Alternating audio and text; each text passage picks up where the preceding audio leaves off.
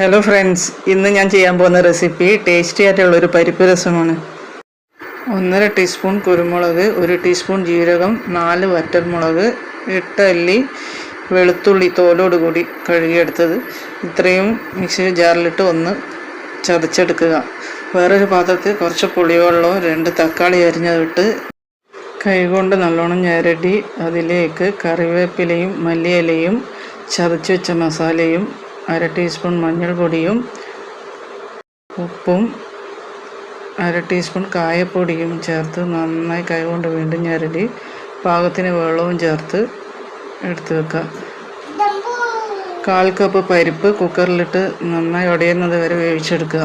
വേറൊരു പാൻ ചൂടാക്കി അതിലേക്ക് 1 ടേബിൾ സ്പൂൺ എണ്ണ ഒഴിച്ച് 1/2 ടീസ്പൂൺ കടുകിട്ട് പൊട്ടിച്ച് 2 വറ്റൽമുളക്, 2 പച്ചമുളക് കീറിയത്, ഒരു ചെറിയ സവാള പൊടിയായി അരിഞ്ഞത് എന്നിവ ഇട്ട് വഴറ്റി അത് രസത്തിലേക്ക് ഒഴിച്ച് പരിപ്പ് വേവിച്ചതും ചേർത്ത് രസം നന്നായി തിളപ്പിച്ചതിന് ശേഷം കുറച്ചുകൂടി കറിവേപ്പിലയും മല്ലിയിലയും വിതറി ഉപയോഗിക്കാൻ ടേസ്റ്റി ആയിട്ടുള്ള പരിപ്പ് രസം റെഡി.